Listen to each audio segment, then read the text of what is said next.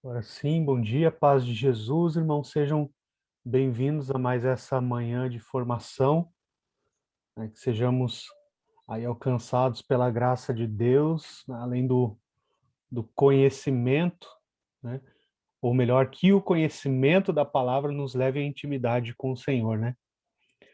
Então, o André pode já começar aí com o nosso canto aí para introduzir a nossa formação. Bom dia, irmãos, a paz de Jesus. Então nós vamos iniciar traçando sobre nós o sinal da nossa fé, o sinal da Santíssima Trindade. Em nome do Pai e do Filho e do Espírito Santo, estamos aqui. Em nome do Pai e do Filho e do Espírito Santo, estamos aqui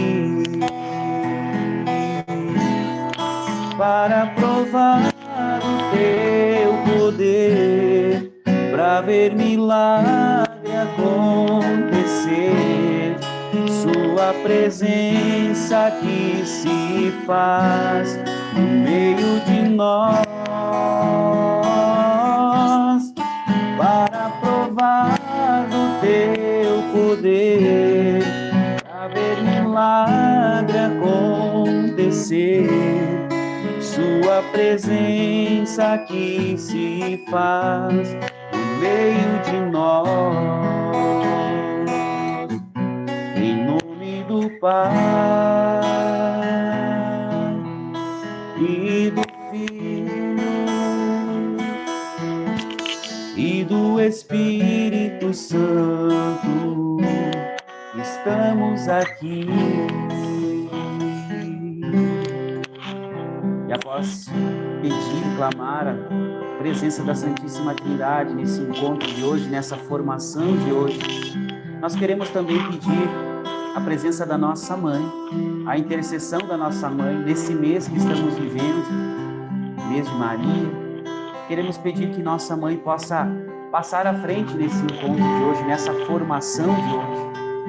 Que ela possa interceder por cada um de nós e que pela intercessão de Maria Santíssima também possa se derramar o Espírito Santo sobre cada um de nós. Que nós possamos ser encharcados pelo Espírito Santo. Que o Espírito Santo possa abrir nossos ouvidos, abrir o nosso coração, dar-nos o discernimento que necessitamos para compreender, para acolher, para que a palavra, para que o ensinamento, para que as partilhas de hoje possam frutificar nos nossos corações. Reunidos aqui no cenáculo de amor, pedimos forças pelas mãos de Maria. Ela conhece bem todos seus queridos filhos e não deixará faltar para nós seu auxílio. Vinde, Espírito Santo, vinde, por meio da poderosa intercessão do Imaculado Coração de Maria, vossa amadíssima esposa. Vinde, Espírito Santo, vinde, por meio da poderosa intercessão do Imaculado Coração de Maria, vossa amadíssima esposa, vossa amadíssima esposa. Queremos pedir, Espírito Santo, a tua unção, a tua ação também nesse dia de hoje, nessa formação. Que tu possa se derramar sobre cada um de nós, mesmo que longe, mesmo que não presencialmente, que possamos estar todos unidos, todos na mesma unção, todos na mesma motivação, Espírito Santo. Conhecer mais o nosso Senhor, ter mais intimidade com o nosso Senhor, mais intimidade com a palavra, chegar mais próximos do nosso Senhor. Senhor, pedimos o Teu Espírito Santo, pedimos a unção, a ação, Senhor, a força do Teu Espírito Santo, que Ele venha hoje, Senhor, tornar o nosso coração uma terra fértil, para que a Tua palavra, para que cada partilha, tudo que for partilhado possa frutificar, Senhor. E assim nós possamos também ser anunciadores, nós possamos também evangelizar, nós possamos também, Senhor, levar a Tua mensagem, a Tua palavra, a todos aqueles que necessitam, Senhor. Mas sozinhos, por nós mesmos, nós não conseguimos, Senhor. Nós necessitamos, nós precisamos da ação, da força, da unção do Teu Espírito Santo. E é isso que nós clamamos, Senhor. O Teu Espírito Santo, a presença, a ação, a unção do Teu Espírito Santo sobre cada um de nós. Vinde, Espírito Santo, vinde, por meio da poderosa intercessão do Imaculado Coração de Maria, vossa amadíssima esposa. Vinde, Espírito Santo, vinde, por meio da poderosa intercessão do Imaculado Coração de Maria, vossa amadíssima esposa, vossa amadíssima esposa.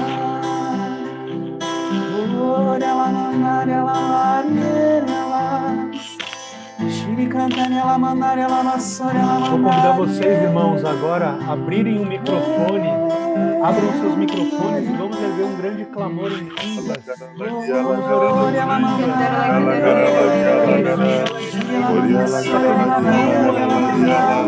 Para que Ele fale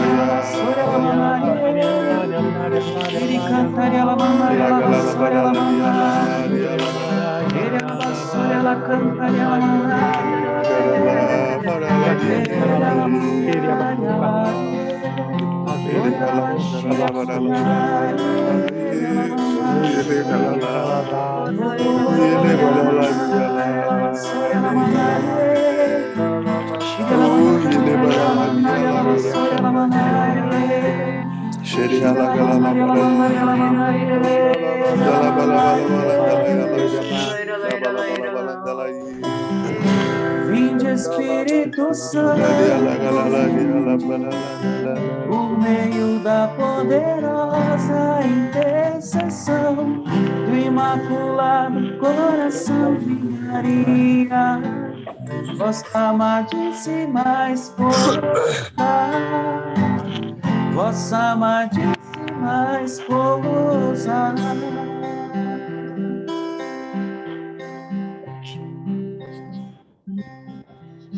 A palavra nos ensina que quem ora em línguas fala a Deus, né? Mas a imagem que o Senhor me dava também era de ilhas sendo ligadas por pontes, como a cidade de Veneza, né? Como várias ilhas, nós sendo essas ilhas, e essas ilhas sendo ligadas através da oração, né? Do poder da oração. Então nós, apesar de distantes, apesar de isolados, além de nos unirmos a Deus, e no momento da oração em línguas, era como se surgissem ainda mais pontes, e mais pontes, e mais pontes, como se nós estivéssemos sendo fortificados, um pela oração do outro, e nos unindo mais, através dessas pontes, através dessa oração. Bendito seja Deus, muito obrigado, Senhor. Quem tiver aí recebido alguma palavra também de ciência, de profecia, pode proclamar. Abre o microfone e proclama.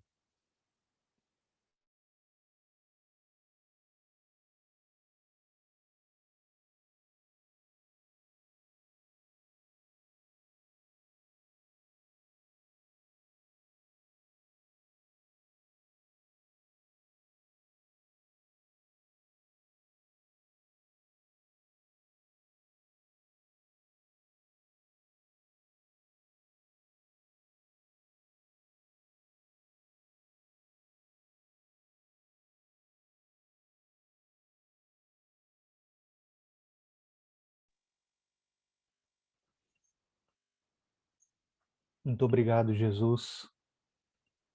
Muito obrigado, Senhor, por esse momento, nós estarmos aqui reunidos no Teu nome, para ouvir a Tua palavra, para acolher aquilo que o Senhor tem de ensinamento intelectual e espiritual para o nosso crescimento. Vamos entregando já no coração de Jesus os formadores dessa manhã, o João Emílio, a Adilene, a Dani e eu. Que o Senhor venha nos revestir do Espírito Santo, nos dando uma nova unção para essa missão que Ele nos confia hoje. Vinde, Espírito Santo, enchei os corações dos nossos fiéis e acendei neles o fogo do vosso amor. Enviai o vosso Espírito e tudo será criado, e renovareis a face da terra. Oremos. Ó Deus, que instruístes os corações dos vossos fiéis com a luz do Espírito Santo, fazei que apreciemos retamente todas as coisas segundo o mesmo Espírito e gozemos sempre de sua consolação. Por Cristo, Senhor nosso. Amém. Então, hoje nós começamos pelo capítulo 10. Quem vai ministrar para nós é o João Emílio. A palavra com você, irmão. Bom dia, irmãos. Paz de Jesus. Estou um pouco congestionado aí.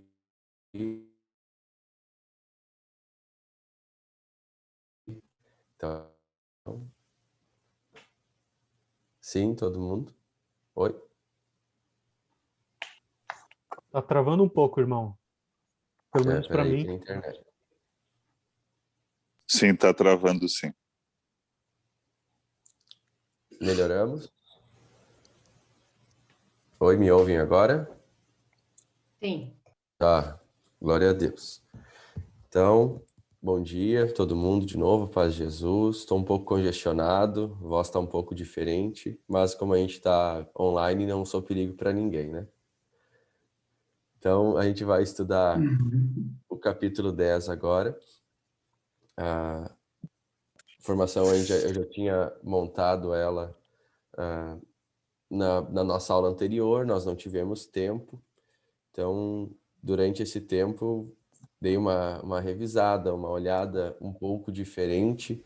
E é bonito como o Espírito Santo vai mostrando para a gente coisas diferentes em cima daquilo que a gente já tinha lido e estudado. E aí fica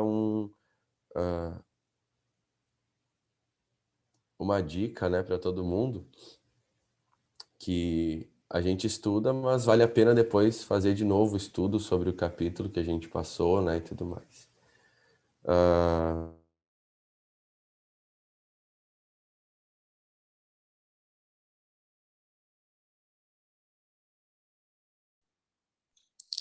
Não estamos te escutando.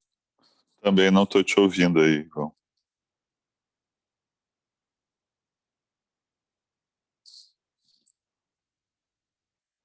Ou perdeu o sinal.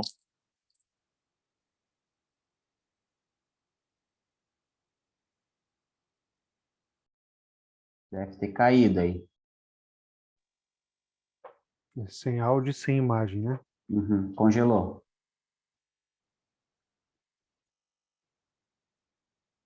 Não sei se o João nos escuta, mas de qualquer forma eu também mando uma mensagem aqui para ele.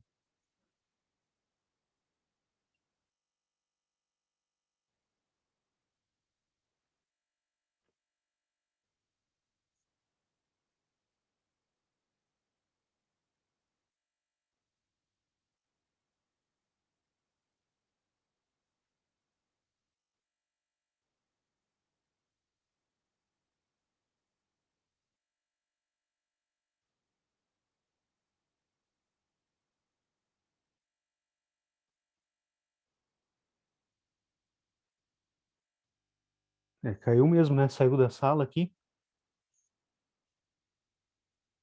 Voltou.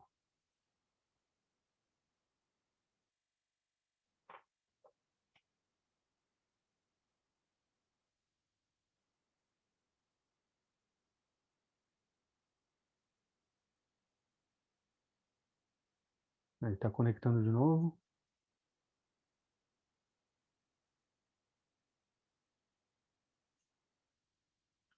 Sem o áudio ainda, João. Oi, agora sim? Sim, sim. Tá, eu troquei para o celular porque eu acho que vai ficar melhor. Vamos ver. Eu tô com uma oscilação na internet aqui, não sei como é que vai ficar, mas vamos lá. Seguimos então, tá? Estudo do capítulo 10 dos Atos dos Apóstolos. Antes de começar propriamente, eu quero falar um pouco sobre concílio, né? Muito rápido, o que é um concílio? É uma reunião, né, convocada pelo Papa e ela pode ser ecumênica, né? Pode chamar todos os bispos, pode chamar quem o Papa quiser, às vezes tem alguns irmãos de outras denominações, mas elas são reuniões em que o Papa convoca para se tomar decisões dogmáticas, né? Discutir alguns dogmas, para que a gente tenha decisões pastorais, que a gente elimine erros, e difunda a verdade, né? O primeiro, um dos primeiros e maiores concílios foi o de Nicéia, que foi quando a igreja começou a ser atacada pelo arianismo. O arianismo foi uma das grandes primeiras heresias da igreja, que começou a questionar a divindade de Jesus, né? Ele era homem-deus, né? Hoje nós sabemos isso, mas lá no começo eles colocaram um E entre homem-deus, e aí ficou homem e Deus. E aí essas pessoas que concordavam com, se eu não me engano, era ariano, por isso que é arianismo, eles começaram a dizer que Jesus foi homem até um certo ponto, depois ele virou Deus. E aí era uma heresia. Então, convocou o concílio para discutir e para que alguém levantasse uma tese que quebrasse aquela heresia. Então, os concílios são muito importantes, né? E a igreja, até se estruturar corretamente, ela passou por muitas dúvidas, tinha muitas dúvidas. E o capítulo 10, ele começa a apontar o que vai acontecer logo em seguida, que a gente vai estudar, o Concílio de Jerusalém.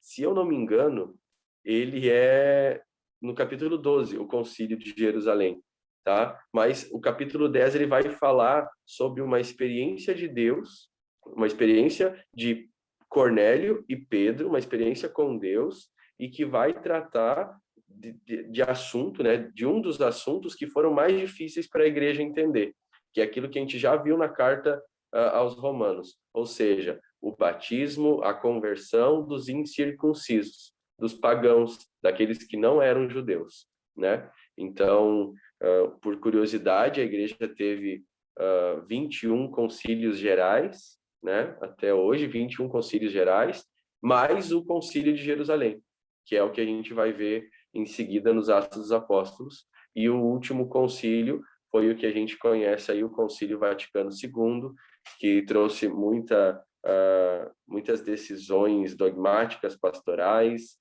mas ele acaba que ele é reconhecido só como concílio que mudou a missa, mas não foi só isso, né? Teve muitas outras coisas lindas que o Espírito Santo fez na igreja através desse concílio. Pronto. Aí a gente vai começar a falar do capítulo 10, eu dividi em várias perícopes, um pouco diferente, né, meio rebelde, não seguia exatamente como está dividido, mas eu acho que vai ser interessante para o nosso melhor entendimento, tá? É um episódio muito importante, a conversão de Cornélio é um episódio muito importante para a igreja primitiva, né? Lucas, a gente sabe que é o escritor, né? Para ele não é só uma conversão, né? Ele vem bater de frente direto com esses assuntos que eram importantes para a igreja primitiva, né? O batismo ou a conversão de não-judeus. Então, levanta e discute assuntos importantíssimos como o Antigo Testamento, a lei, o Novo Testamento, a graça, né? Aí ele vai, então, é Atos 15, tá? O Concílio de Jerusalém, ele vai ter uma influência desse relato de Atos 10. Então, esse relato dessa conversão, ele vai ter uma influência lá em cima, lá na frente, depois, nesse primeiro concílio. Pois bem, do 1 ao 8, né, essa primeira perícope que eu divido, é quando o anjo fala com Cornélio, né? Então, a palavra apresenta Cornélio para a gente como, sim, um pagão, mas um homem temente a Deus, né? Que fazia suas ofertas. E aí o anjo vai lá e diz para ele que Deus estava escutando, né? Que as ofertas dele estavam sendo recebidas, que Deus escuta a tua oração. E aí ele pede, então, que alguns empregados vão até onde estava, né? O anjo pede, e Cornélio obedece, vão até onde estava Pedro. Do 9 ao 16, o capítulo vai falar sobre uma visão de São Pedro, né? Ele estava em oração lá em Jerusalém, ele estava em Jope, lá na casa de Simeão, e aí ele teve uma visão. A gente costuma não ler, mas eu quero ler a visão que Pedro teve, e aí que diz assim: viu o céu aberto e um objeto que descia, semelhante a um grande lençol baixado à terra pelas 4 pontas. Dentro havia todos os quadrúpedes e répteis da terra e aves do céu. Uma voz lhe falou: levanta-te, Pedro, imola e come. Pedro, porém, replicou: de modo algum, Senhor, pois jamais comi coisa alguma profana e impura. De novo, pela segunda vez, a voz lhe falou: ao que Deus purificou, não chames tu de profano.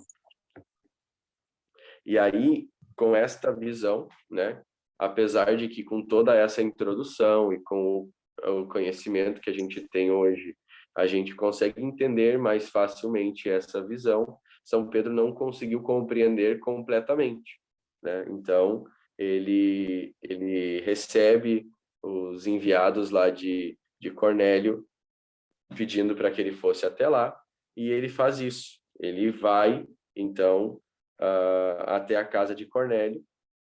Nos versículos 17 ao 24, eles vão falar sobre essa ida de São Pedro até a casa de Cornélio, né? Quem Cornélio? O incircunciso.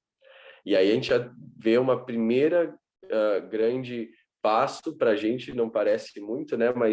Mas para a igreja sim, porque o Papa, né, está indo visitar um incircunciso, um judeu, um não judeu. Aí a gente sabe que a lei judaica, né, ela não permitia o quê? Comer animal impuro, não podia se relacionar com pessoas incircuncisas, homens incircuncisos. E aí São Pedro, né, depois dessa visão, dessa experiência com Deus e desse mover de Deus lá com Cornélio, ele vai. E quando ele chega lá na casa de Cornélio, que ele vê, né? Familiares, convidados, pessoas cristãos lá da região que estavam na casa de Cornélio. E aí a palavra diz, e achei interessante, a comunidade reunida para escutar o apóstolo, né? Então, os outros, mais cristãos de Jope foram com Pedro, né? Foram para lá, e aí a gente vê a comunidade reunida para escutar o apóstolo, e aí me lembra, me recorda quando a gente escuta as catequeses, quando a gente escuta o nosso pastor falando, né? É uma mesma experiência. E aí, nos versículos 34 ao 43, vai acontecer o discurso de Pedro.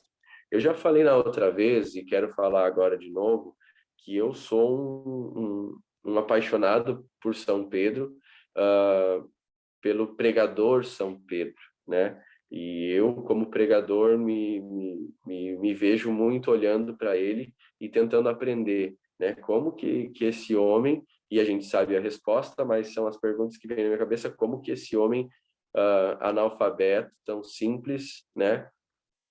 Ele conseguia pregar daquela forma, né? E aí, quando ele chega na casa de Cornélio, e se vocês vão lembrar, essa passagem ela foi da liturgia da semana passada, se eu não me engano, da liturgia da missa da semana passada, do domingo. E aí, quando Pedro chega lá, Cornélio se atira nos pés dele, e aí ele, né, diz assim, não, eu sou só um homem, não se atira assim diante de mim, não. E aí começa um resumo, né? Eu quero trazer um resumo sobre esse discurso de São Pedro, que Deus não faz acepção de pessoas, né? Deus não quer mais separar o judeu do não judeu, mas a graça, a conversão, ela já é para todos, né? Então Deus não faz acepção de pessoas. E aí algo que me chama muita atenção no discurso de São Pedro é a presença do querigma. Na verdade, não só de São Pedro, mas de todos os pregadores do Novo Testamento. Sempre que a palavra descreve uma pregação, a gente pode perceber que há um segmento querigmático, que há uma busca de dentro do querigma para a gente pregar. E aí a gente lembra que assim somos instruídos e ensinados a pregar, né, querigmaticamente, envolver na nossa pregação os passos do querigma, porque esse é o sentido, é o centro da nossa pregação. E aí esse traço, né, essa característica dos pregadores do Novo Testamento foi usado no discurso de São Pedro, mas com um detalhe: ele não fala sobre conversão. Seria a gente pregar os passos do querigma e pular a conversão. Aí a gente pergunta, né, por que ele não fala sobre conversão? Porque ela é importante, seja judeu, seja não judeu. E aí ainda, né, ele omite por questão dessas dúvidas, né? Então, tinha muita gente que não era judeu, que estava lá, mas também, porque todo mundo que estava lá ao redor era lógico que estava disposto a escutar e buscando conversão. Eles estavam predispostos à fé, né? Era percebível, dava para perceber isso.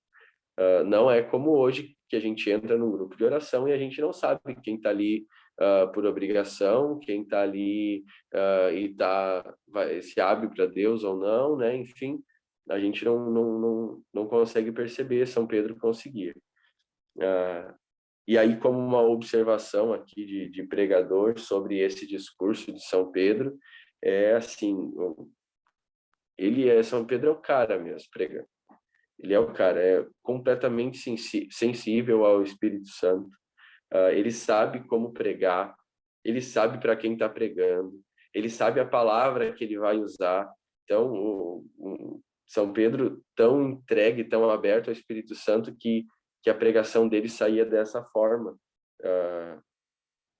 Sempre que ele pregou, né, agora nesses capítulos que a gente está estudando, as pessoas foram batizadas no Espírito Santo. né, sentadas ou de pé, escutando ele, e foram batizadas no Espírito Santo. E nesse discurso, quando ele começa a falar que Deus não faz acepção de pessoas, que ele está convencido disso e tudo mais, as pessoas que estão ali, elas não são batizadas, elas não foram batizadas ainda sacramentalmente.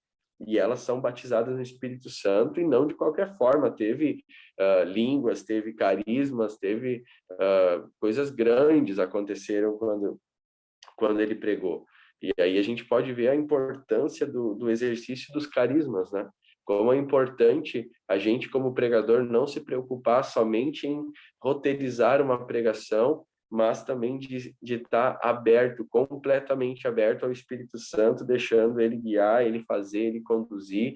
Eu anotei aqui, dar liberdade ao Espírito Santo, não aprisionar, não ficar preso no, mas um dia me disseram que não pode, se o Espírito Santo pedir, a gente obedece. E se não for coisa de Deus, a gente vai ter o discernimento, que a gente precisa usar os carismas, né? Então, sobre o discurso de São Pedro, essas observações que eu consigo fazer. E aí a gente consegue ver o que? A igreja abraçando, né? A igreja acolhendo, a igreja dizendo que, ainda que não foram agraciados nascendo judeus, eles hoje passam a ser acolhidos na fé, eles passam a ser acolhidos pela igreja de Jesus Cristo, né?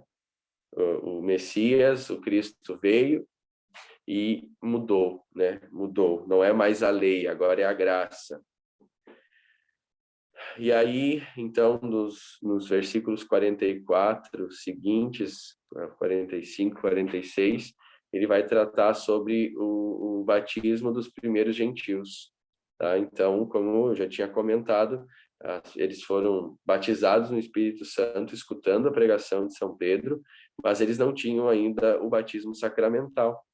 Então, aí depois disso que eles começaram a ser batizados, receber o sacramento.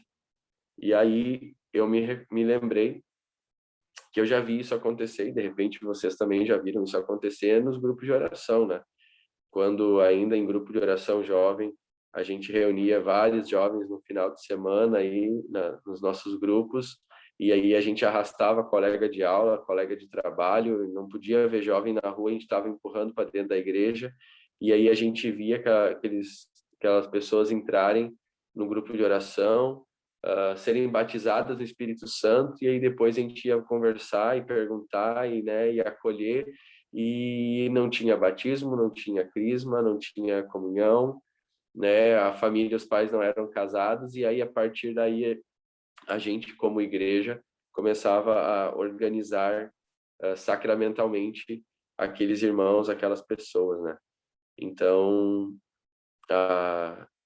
no versículo 47 tem uma pergunta de São Pedro que diz assim: poderia alguém recusar a água do batismo para esses que receberam o Espírito Santo assim como nós? E é uma frase de muito efeito, uma frase muito poderosa, porque é o Papa da Igreja, né, dizendo, o Bispo de Roma, o Papa da Igreja dizendo que nós vamos acolher, sim, aqueles que não são judeus, né? É o novo tempo e vamos acolher. Então, esse capítulo 10, ele é extremamente importante para a igreja, para nós, né? Para nossa história, a história do povo cristão, dos primeiros cristãos, por isso, porque a gente vai perceber, e a gente já viu na carta aos Romanos, que é um assunto que se segue, se estende por muito tempo, ainda ficam pensando se vai judeu, não judeu, circunciso, incircunciso, mas a conversão de Cornélio ela é importante por isso, né? Porque é Deus falando com a igreja. Deus falou com São Pedro, o anjo falou com Cornélio, a comunidade acompanhou, percebeu, né? Então, esse é o estudo aí que eu queria deixar do nosso capítulo 10, para a gente...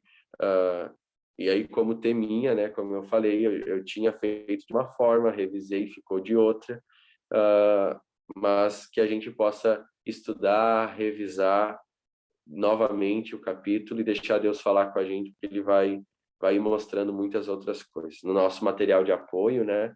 E também nas notas de rodapé das traduções das Bíblias que a gente tem disponível. É isso então, gente. Deus abençoe todo mundo. Amém. Muito obrigado, irmão. Agora vamos acolher a Dilene, que vai partilhar conosco sobre o capítulo 11. Bem-vinda, irmã. A palavra está com você. Bom dia, estão conseguindo me ouvir? Ok? Bem, então, fui convidada, ou então, como faço parte do Ministério de Pregação, né? Nada mais do que um pregador estar pregando. Hoje não estou pregando, né? A gente está estudando, então, a partir de toda a fala do João, eu gosto muito de ouvir. Eu entro, então, no capítulo 11, deixa eu me apresentar, para quem não me conhece, acho que todos me conhecem, mas, enfim, meu nome é Dilene, eu faço parte do grupo de oração Cristo Rei, da cidade de São Leopoldo, da paróquia Conceição, e a gente vai, então, meditar hoje juntos, vamos estudar o capítulo 11 de Atos dos Apóstolos, nesse belo estudo que a gente está fazendo no nosso ministério. Tudo aquilo que o João relatou para nós ali, o capítulo 11 é consequência do que aconteceu no capítulo 10. Então, a gente volta lá, tudo aquilo que o João falou para nós, os acontecimentos que foram surgindo no capítulo 10, né? Do chamado que Deus faz através do anjo para Cornélio, do reconhecimento, né? E dessa abertura de Cornélio, que era um pagão, um incircunciso, do seu coração já preparado, aberto a Deus, do sonho de Pedro, e Pedro não entende nesse momento ainda, né? O seu discurso lá na casa de Cornélio, quando ele é trazido de Jope para a casa de Cornélio, e Cornélio aí com toda a sua família reunida, e esse discurso querigmático, como disse também o João para nós, né? Quem é Jesus, o que ele viveu, o que ele fez, o que ele disse. E aí, a partir desse discurso, Pedro, no versículo 34, tem o discernimento do sonho.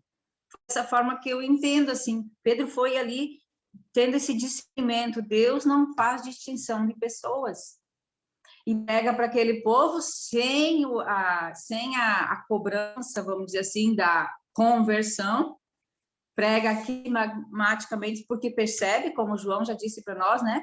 Percebe que aquele povo está aberto, e aí a gente vê a ação do Espírito Santo, o derramamento dos dons, a glossolalia, alguns irmãos que foram com Pedro ouvem essa família que está ali reunida, esse grupo de Cornélio, orando e louvando a Deus em línguas estranhas, então a glossolalia se faz aí já, o batismo, então, desses primeiros pagãos, que eram incircuncisos, e aí, entrando nesse capítulo, a partir desse capítulo 10, entrando no capítulo 11, é a volta de Pedro para Jerusalém, do nosso primeiro Papa, né, para Jerusalém, e aí, então, nessa cidade, se levanta uma grande discussão na igreja, o primeiro grande problema que surge na igreja para ser debatido, enfim, e Pedro se depara, então, com essa situação. A gente podia dizer, o João não falou para nós, mas a gente poderia dizer que a conversão de Cornélio foi também, não só de Cornélio, mas foi a conversão de Pedro, porque Pedro aqui tem esse discernimento novo, através do Espírito Santo, através daquela ação lá no capítulo 10, sobre os primeiros cristãos, da sua obediência, do gesto de obediência de Pedro ao Espírito Santo, batizando aqueles primeiros pagãos. Então, nós podemos dizer assim que Pedro teve uma conversão, a igreja que começa a se abrir.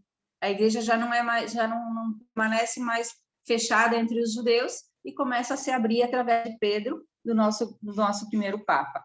Mas quando Pedro, então, volta para Jerusalém, ali era o centro, nós podemos dizer assim, máximo da igreja na época, da igreja primitiva, da igreja nascente.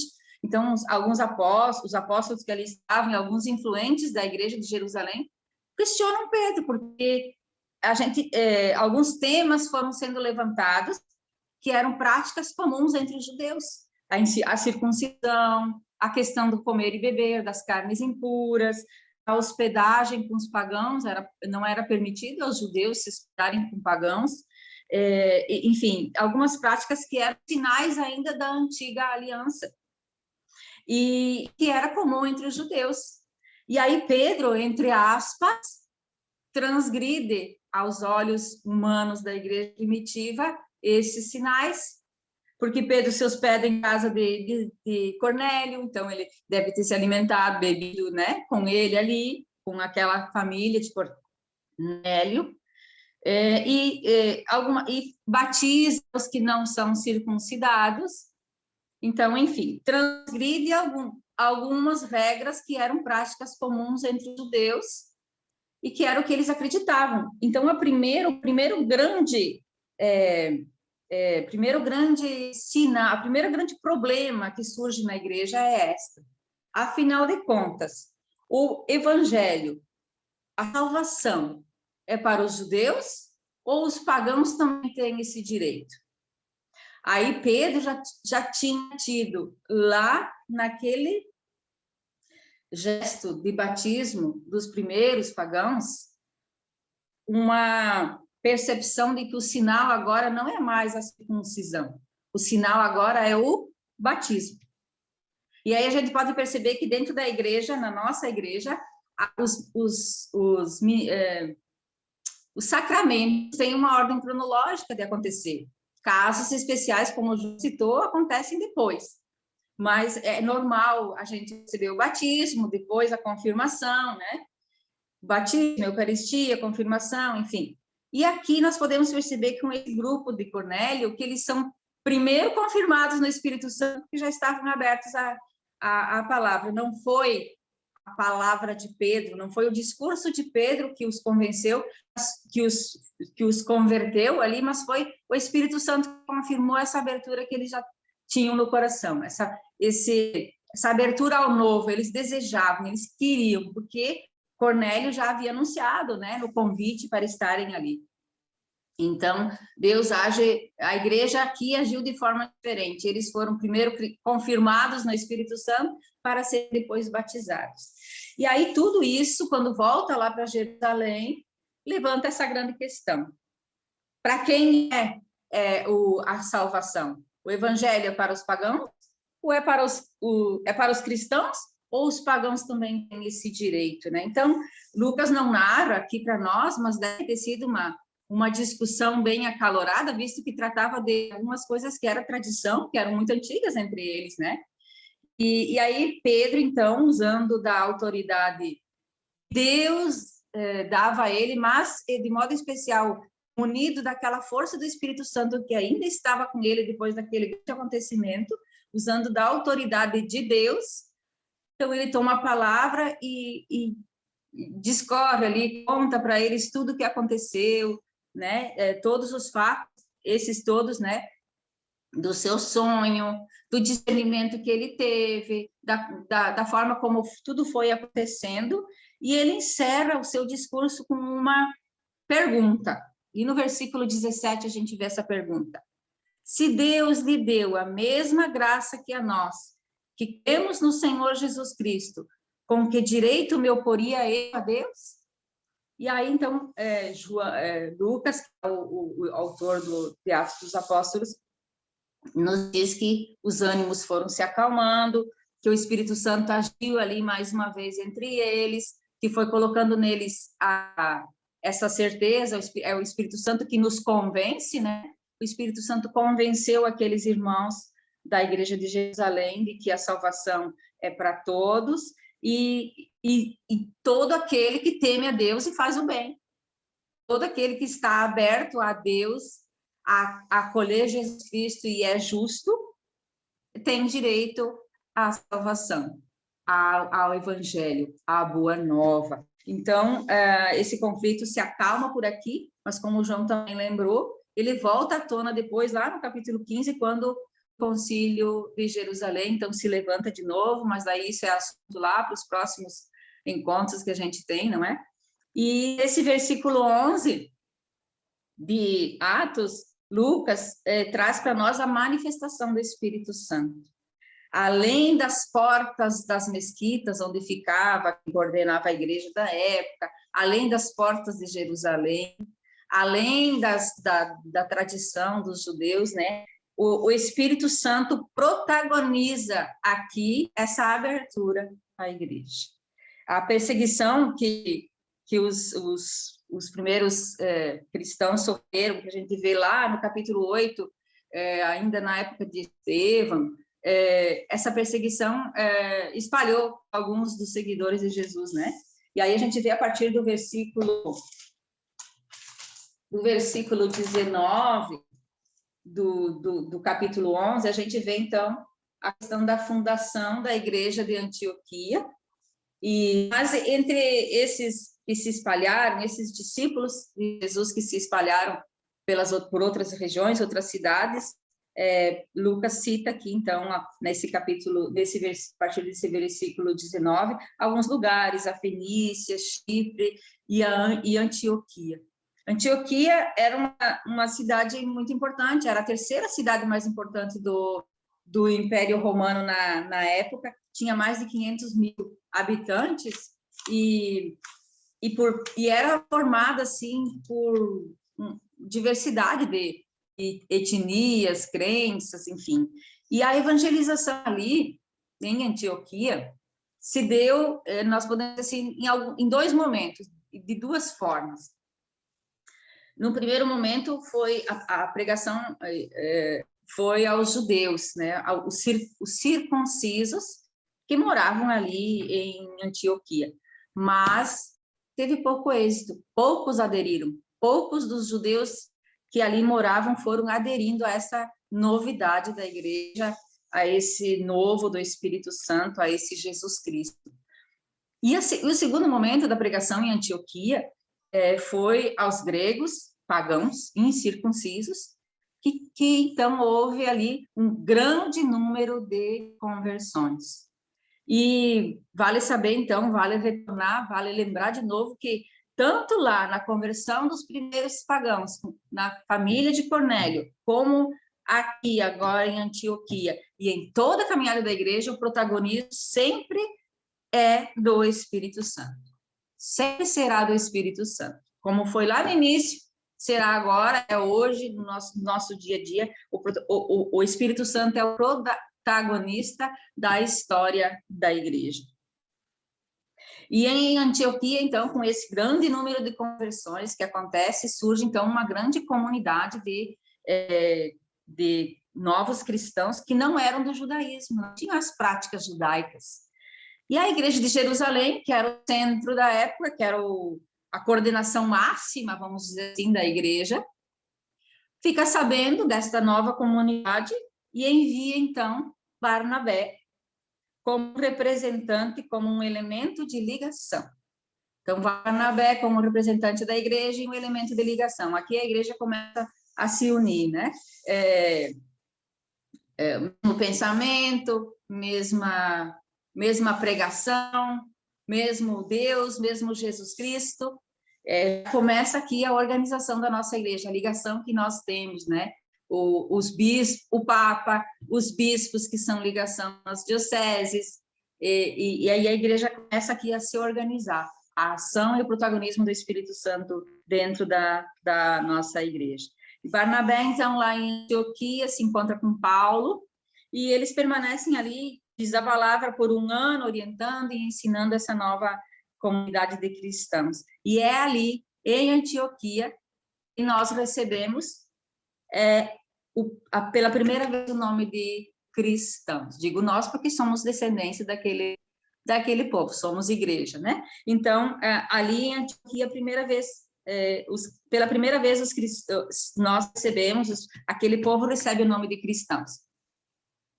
Para a gente entender como chegamos a esta palavra cristãos, a palavra Messias, traduzido em grego, Christos. E a língua latina coloca essa palavra em forma de adjetivo, de qualidade. Christiani, cristãos. Então, a partir de Antioquia, nós somos cristãos.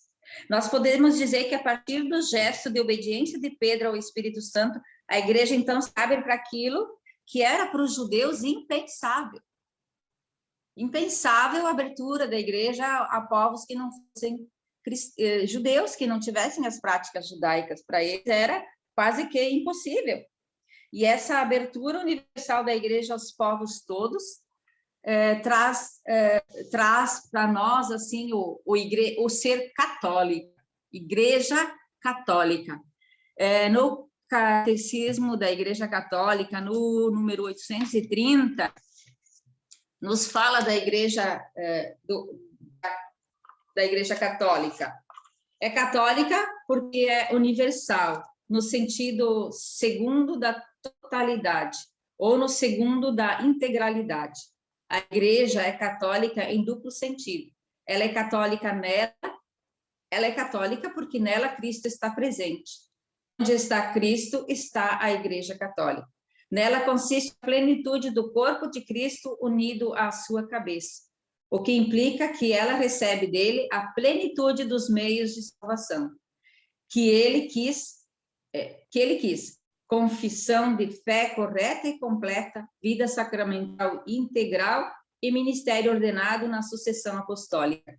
Neste sentido fundamental, a Igreja era católica no dia de Pentecostes e o será sempre até o dia da parousia.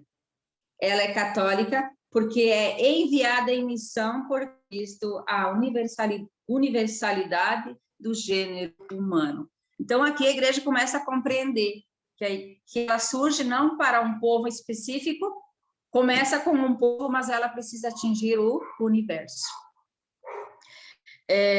De novo, o protagonismo de toda a ação da igreja foi e continua sendo do Espírito Santo. A iniciativa sempre é de Deus.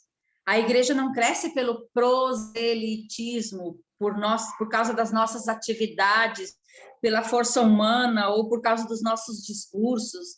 A igreja não cresce por causa da pregação, mas cresce porque é Deus quem atrai.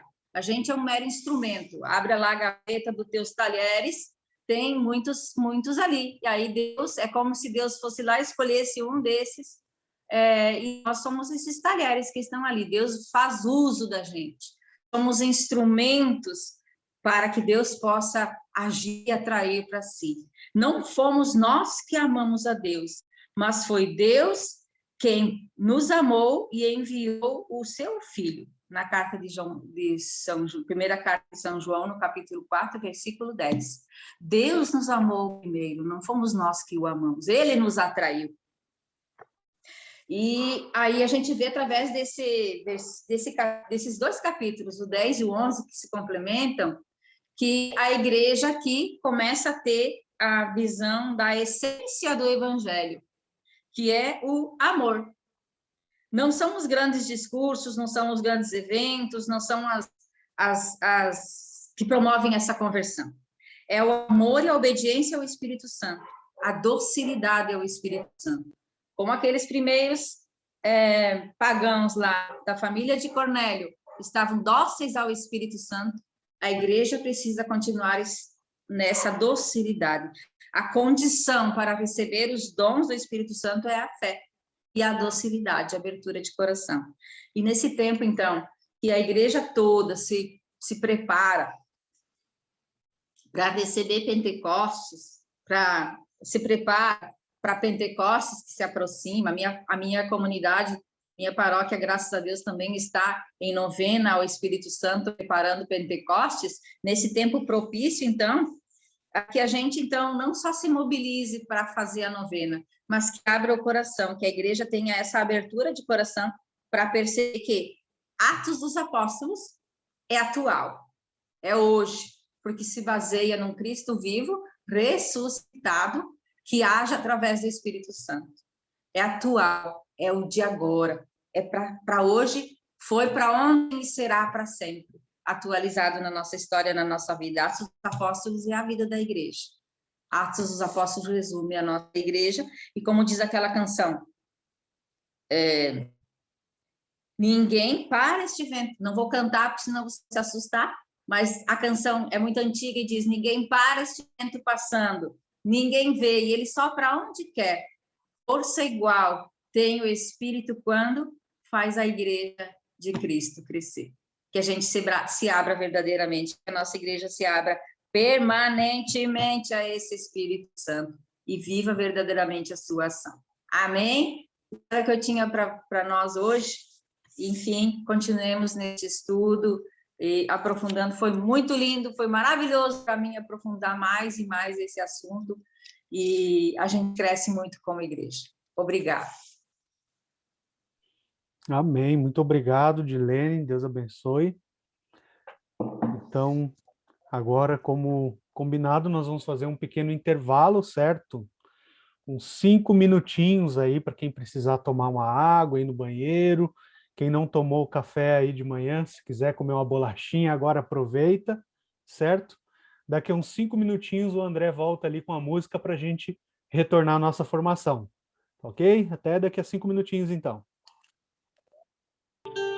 Vem, Espírito, vem queimar o nosso coração, o nosso coração.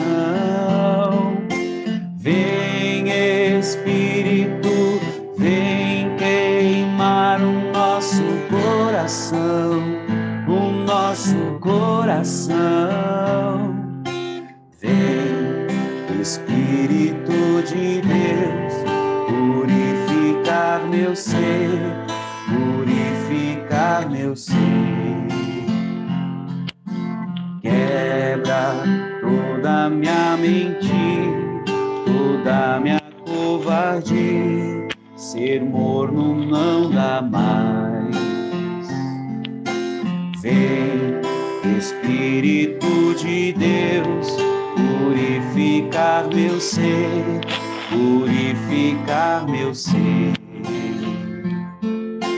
Quebra toda a minha mentira, toda a minha covardia. Ser morno não dá mais. Aviva os corações e levanta uma nova geração. Vem despertar esta nação com tremendo avivamento. Vem, Espírito, vem queimar o nosso coração, o nosso coração. Vem, Espírito, vem queimar o nosso coração, o nosso coração. Vem, Espírito, vem queimar o nosso coração, o nosso coração.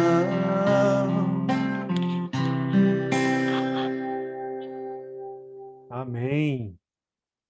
Voltando, então agora nós vamos dar sequência ao capítulo 12. Quem vai ministrar esse ensino para nós é a Dani. Dani, bem-vinda, irmã. A palavra está com você. Bom dia, irmãos, da paz. Todo mundo me escutando? Tá? Show. Então, eu sou a Dani, né? Sou de São Leopoldo, da paróquia Santa Catarina.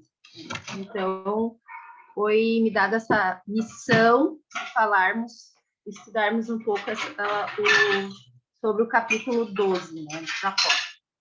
Então, assim, como a Dilene ali e todos ali colocaram, né, o João também, sobre tudo que aconteceu, né, sobre a igreja primitiva, começou a acontecer essa reviravolta, né?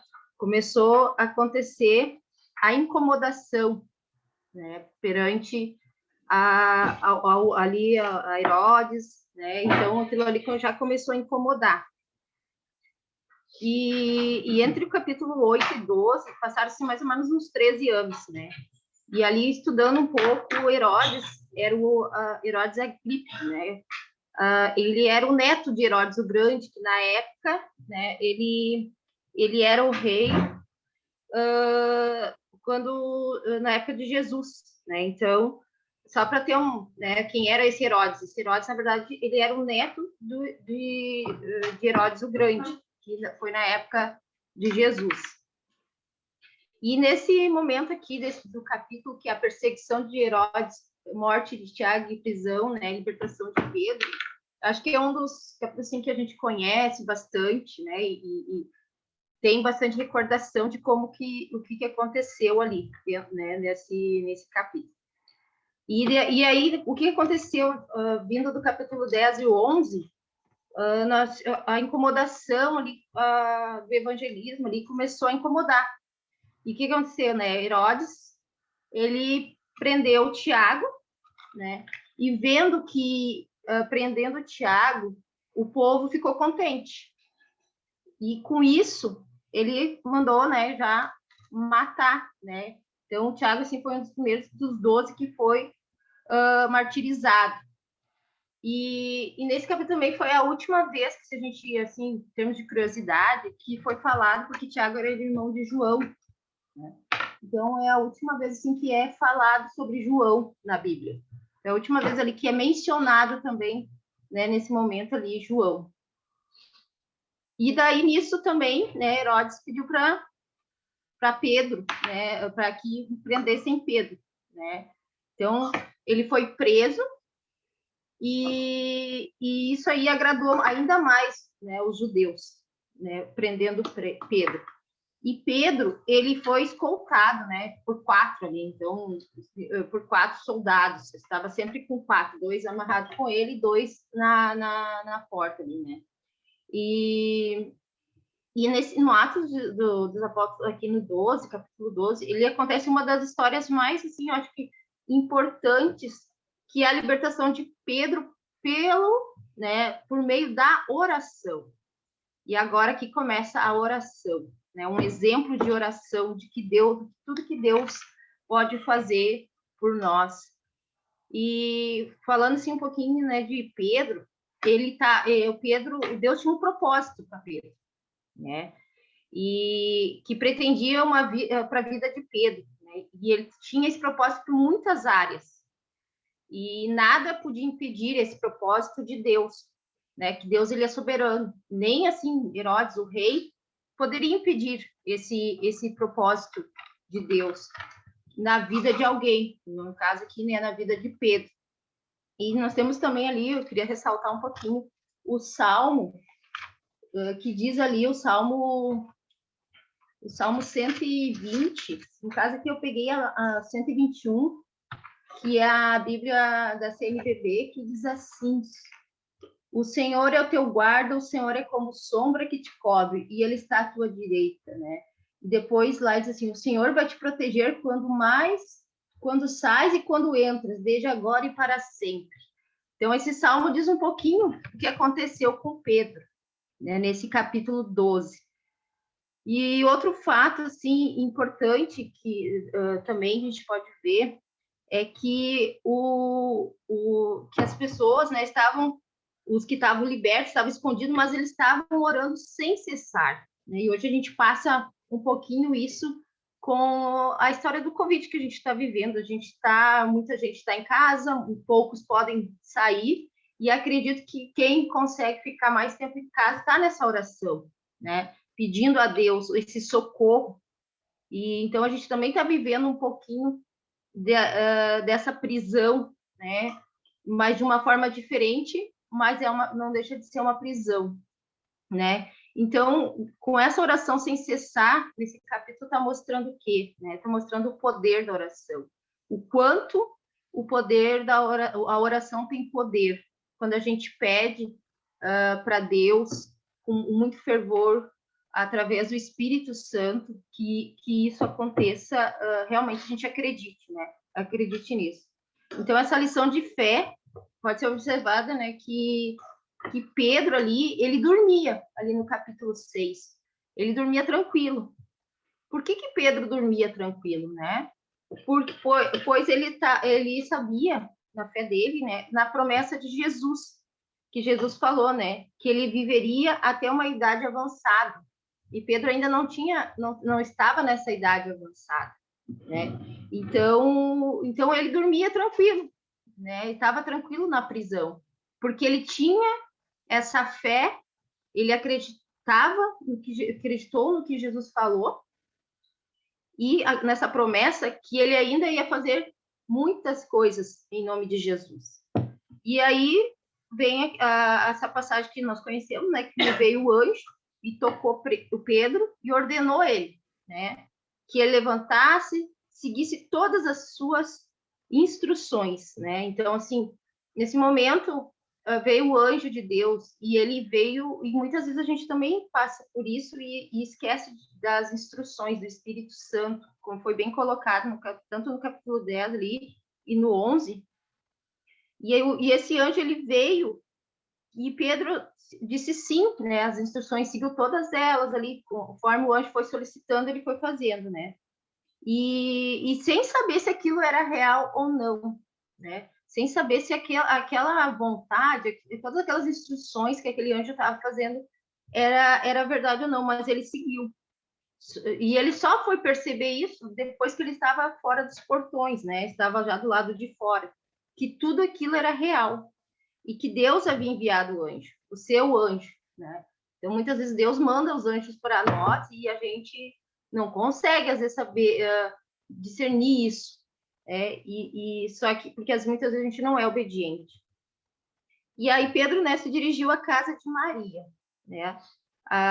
E estando lá, que eles estavam reunidos, todos reunidos em oração por Pedro, né? Pela libertação de Pedro, suplicando a Deus, né, que fosse liberto Pedro, né? E os cristãos ali oravam, ficavam, e aí quando também ficaram perplexos quando Deus respondeu a eles, né, as suas orações.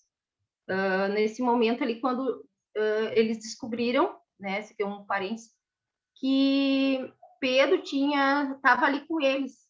Então houve uma perplexidade que, tipo assim, mas Deus realmente ouviu a nossa oração, né? E muitas vezes a gente fica nessa dúvida, ou às vezes fica até, não é dúvida, mas a gente fica assim, nossa, como Deus escutou rápido, né, as nossas orações, e isso nos deixa, assim, nesse sentimento, né?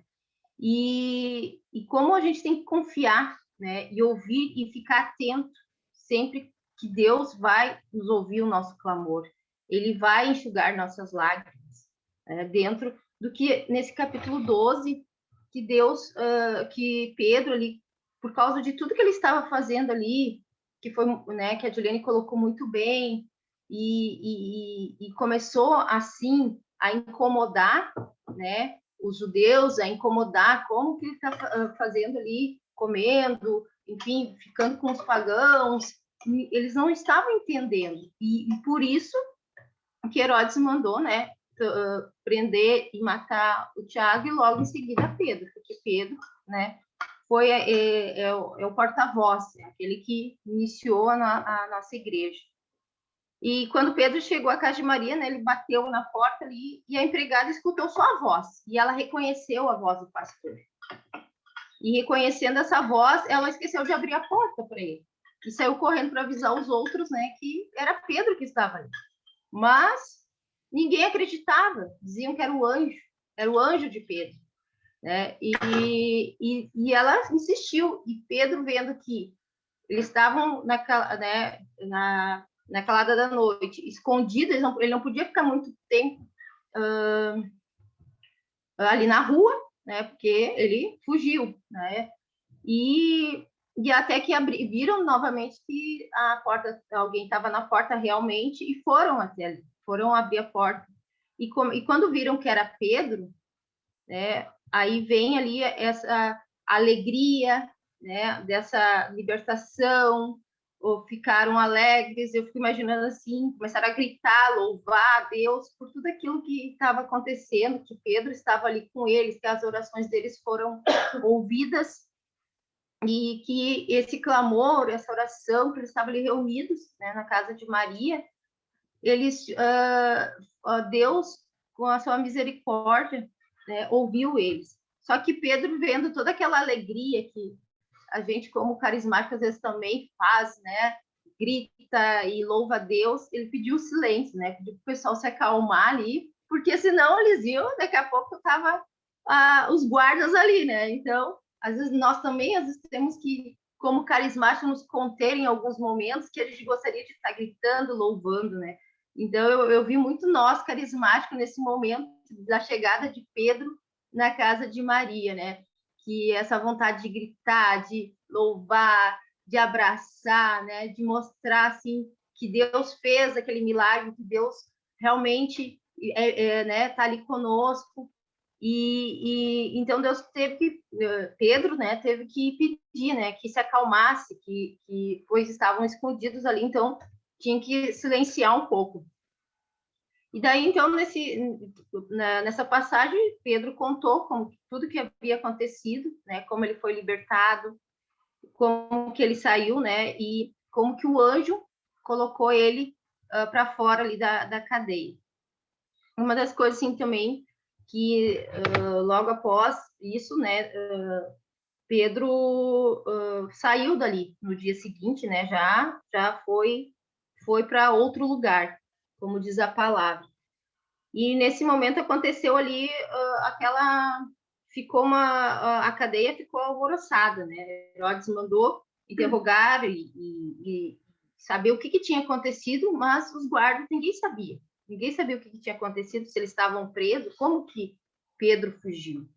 E lá naquela época, né, quando tu deixava um preso fugir ou ele escapasse, os guardas eram executados, né? Primeiro interrogados, mas já sabiam que eles iam ser executados. E também fala um pouco da morte aqui de Herodes, né? E essa morte, o que nos chama atenção nesse versículo ali 20, que Herodes, ele foi resolver uns problemas em Tiro e Sidônia, né?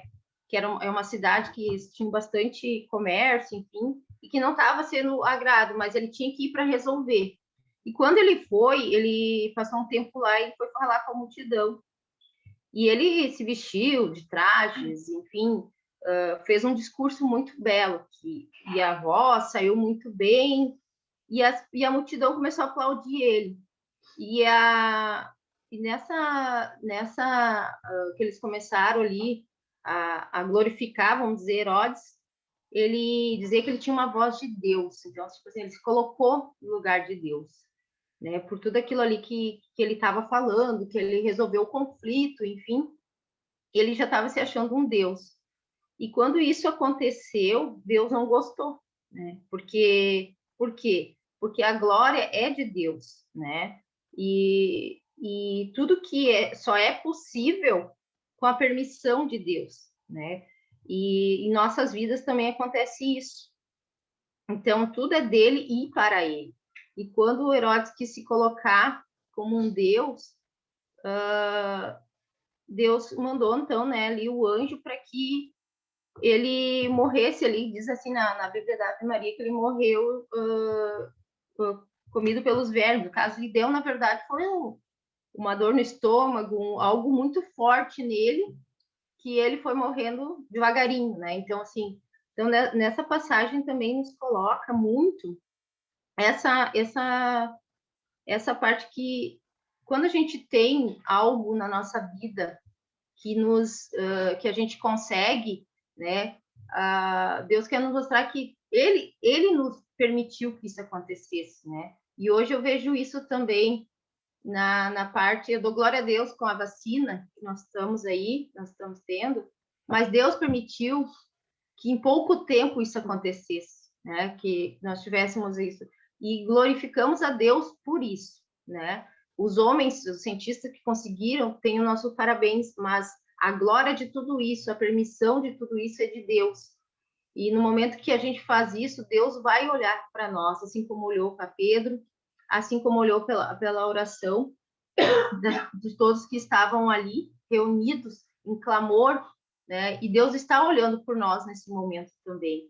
Então, essa passagem da prisão de Pedro vem nos mostrar isso, que mesmo lá, naquela época, todos oravam unidos, e hoje nós também, né, estamos orando unidos de uma forma diferente, mas estamos aqui, e o poder da oração, ele é muito forte, e nós precisamos confiar e ouvir, né, que Deus vai atender a nossa oração. Esse momento que chama atenção muito nossa é estar firme nessa oração com Deus, para esse propósito, que todo mundo clamava um único propósito naquele momento, que era a libertação de Pedro, que era a libertação do pastor, aquele, né, nosso primeiro Papa. E naquela época, então, por isso que eles ficaram admirados com tudo aquilo que estava acontecendo quando viram Pedro chegando, né, são e salvo, sem nenhum arranhão, sem nada, porque Deus permitiu que isso acontecesse. Deus mandou o seu anjo até Pedro, e Pedro ouviu, né, e foi obediente às instruções naquele momento, para que ele realmente acreditou realmente que era Deus, era um anjo de Deus, era de Deus aquela ação que estava acontecendo naquele momento na prisão ali onde Pedro estava, né? E a palavra de Deus então crescia e se espalhava, né? Então, onde tendo então Barnabé e Paulo que foram em missão, né? Voltaram a Jerusalém, continuaram aquela missão, pois isso é o que os apóstolos, né? Os missionários tem que ser feito, mesmo quando estamos aprisionados, nós precisamos ter essa fé, essa coragem de continuar a missão de Deus, né? A missão que Jesus colocou para os apóstolos.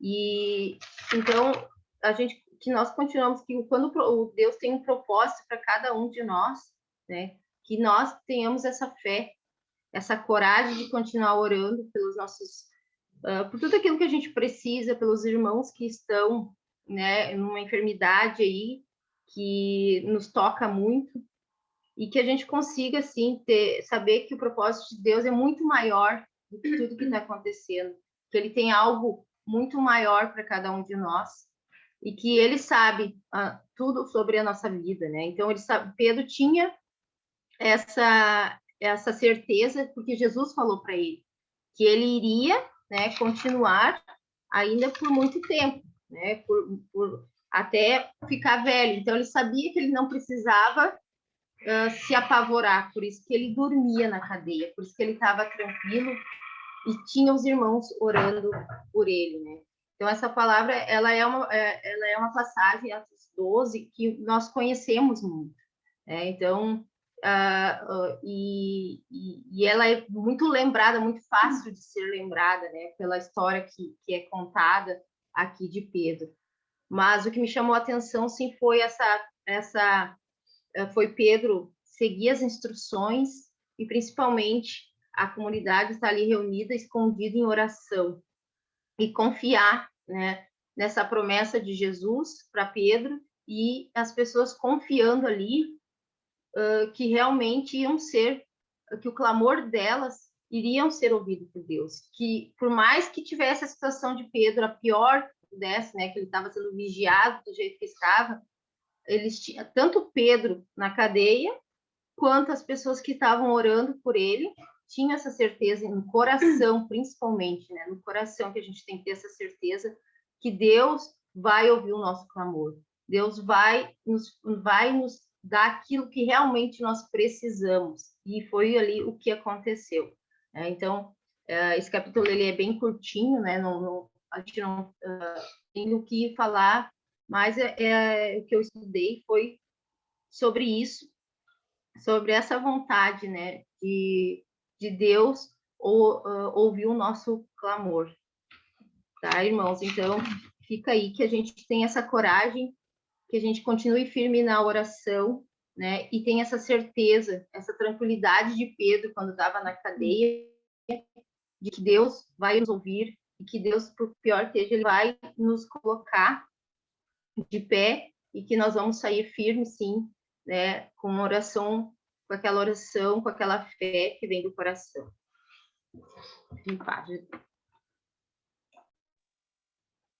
Amém. Muito obrigado, Dani, pela partilha. A gente vai agora para o capítulo 13 de Atos. Como a gente viu lá naquele nosso primeiro encontro sobre Atos, né, aquela introdução, a gente falava que o livro de Atos dos Apóstolos ali eram divididos entre Atos de Pedro e Atos de Paulo, né, sendo os Atos de Pedro até o capítulo 12.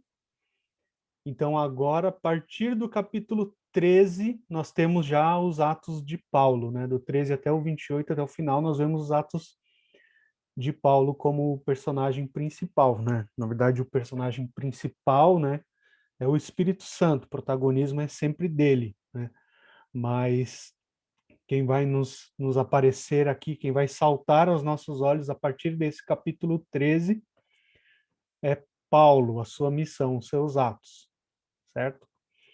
Então, nesse capítulo nós vemos duas cidades com o mesmo nome, tá? Que é a cidade de Antioquia, né? A primeira que aparece aqui já no início é a Antioquia da Síria.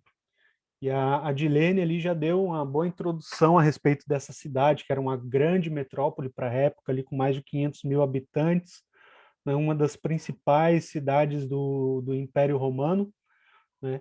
E hoje, ela é situada onde hoje fica a cidade de Antáquia, na Turquia, certo?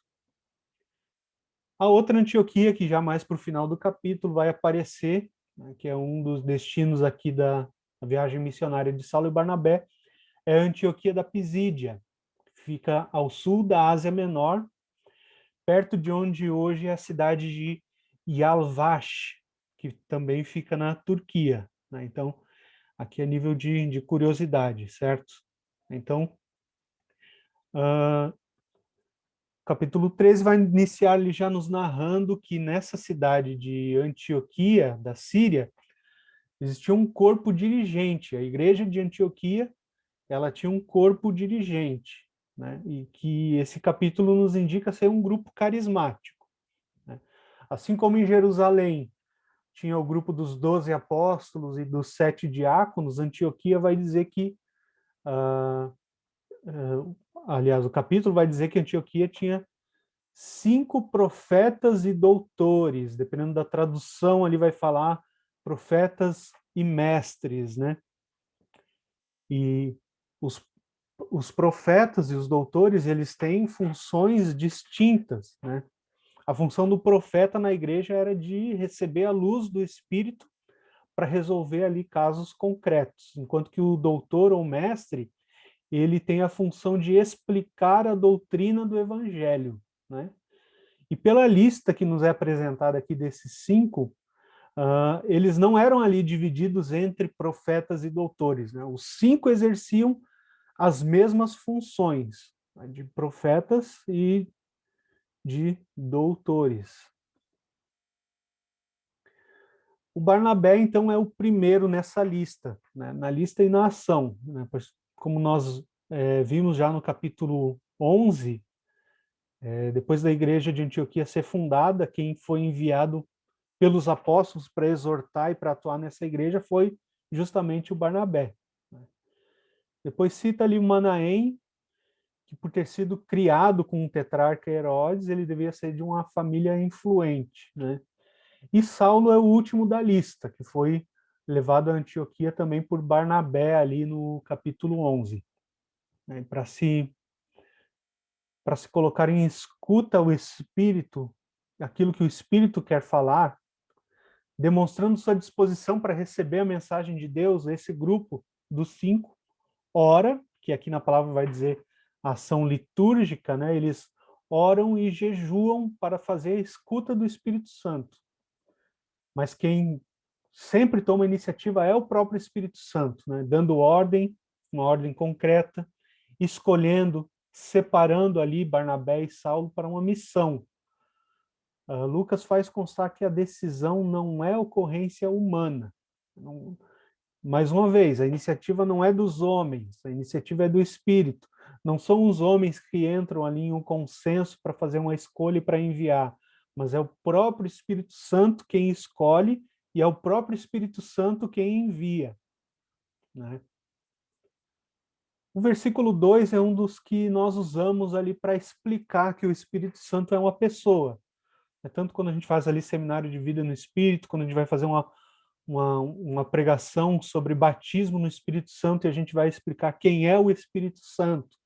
Aí a gente vai falar que o Espírito Santo é uma pessoa divina, a terceira pessoa da Santíssima Trindade. A gente usa normalmente, dentre outros, né, esse versículo 2, né, para falar que o Espírito Santo é uma pessoa porque ele tem personalidade, porque ele toma decisão, porque ele dá ordens, porque ele escolhe, etc., né? E o que vai ocorrer também em outros momentos do livro dos Atos dos Apóstolos. Mais uma vez, né, com orações e com jejuns, mas também com um gesto da imposição de mãos, os dois são enviados, então, pelo Espírito Santo. A gente percebe aqui que o gesto externo, o gesto da imposição de mãos, é um gesto humano, mas é que ele tem um significado mais profundo, né? O gesto exterior de impor as mãos é humano, é o homem que impõe as mãos. Só que quem envia é o Espírito. Então, atrás desse gesto está aí a ação do próprio Espírito Santo, né? E essa missão será uma experiência que vai provocar e que vai motivar também o concílio de Jerusalém, assim como a conversão de Cornélio lá no capítulo 10, né? Também vai ser uma motivação para o concílio de Jerusalém, que vai tratar sobre a questão da admissão dos pagãos à comunidade cristã, certo? Então, nessa viagem missionária que eles foram enviados, eles partem de Antioquia e vão para a ilha de Chipre, né? E um dado interessante aqui, Barnabé, ele é natural de Chipre, né? Conforme nós vemos lá no capítulo 4 de Atos dos Apóstolos, versículo 36 e 37. Barnabé, ele tinha um terreno, ele vendeu esse terreno e depositou o dinheiro aos pés dos apóstolos. E lá vai dizer que Barnabé era original de Chipre, né? Nós precisamos ler aqui o texto dentro do contexto, né, e levar em conta esses detalhes. Porque, embora não esteja escrito aqui no texto, pode haver uma razão pela qual eles seguiram esse caminho, né, passando pela terra de Barnabé, onde ele poderia ali ter parentes, né, ter familiares, um lugar para se abrigar, um lugar para se alimentar e também para conseguir provisões para a viagem, né? Então, há uma colaboração aqui entre Deus e o homem, né? O Espírito Santo é aquele que escolhe, como a gente falou aqui, ele toma a iniciativa, ele escolhe e ele envia para a missão. Mas existe também uma estratégia humana de logística aqui nesse texto, né? Fruto da razão e da inteligência humana, que também é um dom de Deus, né? E aqui fica um exemplo para os nossos grupos de oração, certo? Para os grupos, para a diocese, para a nossa vida, porque às vezes nós recebemos de Deus as profecias, recebemos de Deus orientação, nós nos empolgamos, nos alegramos com isso, glorificamos a Deus, mas nos esquecemos de fazer a nossa parte. É ou não é assim muitas vezes, irmão? Recebemos de Deus orientação, mas não fazemos a nossa parte. Nós vamos nos apoiando naquela profecia, cruzamos os braços e esperamos que Deus faça tudo, até aquilo que nós deveríamos fazer, né? Sendo que Deus já deu a missão, Deus já falou, só que nós precisamos não somente pôr a mão na massa, mas pôr o cérebro também para trabalhar, né? Não somente pôr a mão na massa, mas também criar ali estratégias para que aquela profecia não seja apenas palavras ao vento, né? Mas para que sejam palavras que Deus plantou no nosso coração e que nós colaboramos com o nosso possível para que Deus faça o impossível, né? Quantas vezes eu já ouvi isso aqui de irmãos, né? Desde que eu cheguei aqui, né? Que Deus falava, Deus dava profecias, né? De uma grande renovação, de um grande avivamento, e que por causa dessa profecia, muitas pessoas ali se acomodavam, né? Ah, não, Deus prometeu, Deus vai fazer. É claro que Deus vai fazer, mas nós precisamos dar a matéria para que Deus faça a obra, né? Para que o oleiro trabalhe num vaso, o oleiro precisa do barro, né? Então nós precisamos entregar esse barro para que o oleiro faça o vaso, né? Para que o oleiro faça a obra. Então, Deus tem sim um projeto, né? Deus dá a missão, o Senhor fala, o Espírito Santo nos inspira, ele é um Deus vivo, né? Mas nós precisamos também ir criando estratégias, né? Trabalhando com aquilo que é humano dentro do nosso possível para que Deus realize o impossível. Então eles criaram, como eu disse, não está escrito no texto, né? Mas aqui nós lemos no contexto, né? Muito provavelmente eles criaram essa estratégia de passar ali por Chipre para ter um lugar para se acomodar, se alimentar, como eu disse, né? E conseguir provisões. Certo, irmãos? Deus nos manda evangelizar. Deus nos manda sair das quatro paredes da igreja. E aí, nós fazemos o quê? Cruzamos os braços? Ou juntos nós oramos, tomamos decisões e colocamos a mão na massa? Ou vamos ficar esperando tudo cair do céu prontinho no nosso colo? Fica essa lição a partir desse versículo, né, para cada um de nós. Voltando aqui, então, então aparece João aqui nesse texto, né, citado já no final ali do capítulo anterior, né, no final do capítulo 12. E esse João ele é chamado de Marcos. Então, João Marcos. A gente lê ali no versículo 25 do capítulo 12. Barnabé e Saulo, terminada sua missão, voltaram de Jerusalém, levando consigo João, apelidado Marcos.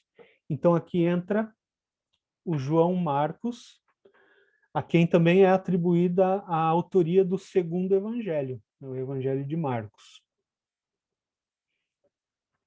O foco do anúncio do evangelho é sempre aos judeus, né? dentro da mentalidade bíblica, conforme os judeus da época entendiam e viviam. Né? Por isso que eles vão pregar na sinagoga dos judeus, na Salamina. E depois eles partem para Pafos.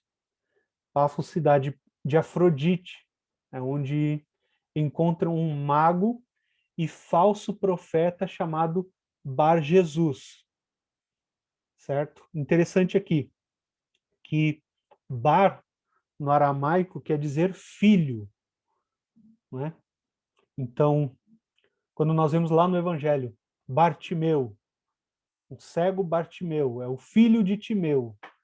E aqui aparece um mago e falso profeta chamado Bar Jesus. Então, esse aqui é o filho de Jesus. Não Jesus Cristo, não Jesus nosso Senhor, mas filho de um homem que se chamava Jesus, que era um dos nomes comuns, né, no meio judaico, né? De onde também, da mesma raiz, vem o nome José, Jessé, Josué, né? Então aqui ele é apresentado como Bar Jesus, filho de Jesus, mas poderia ser também filho de José ou filho de Josué, né? E esse homem também é chamado de Elimas, e é um expoente do sincretismo da época. Ele é um mago no estilo helenista e um falso profeta no estilo bíblico. Né? Então esse Elimas, ou esse Bar Jesus, ele conquistou uma posição junto do procônsul romano. Ele fazia parte da comitiva do governador Sérgio Paulo. E Lucas vai chamar esse governador de inteligente, provavelmente porque ele desejou escutar a palavra de Deus e chamou Paulo e Barnabé para escutar a palavra. Né? Então, inteligente é aquele que quer escutar a palavra de Deus, certo, irmãos?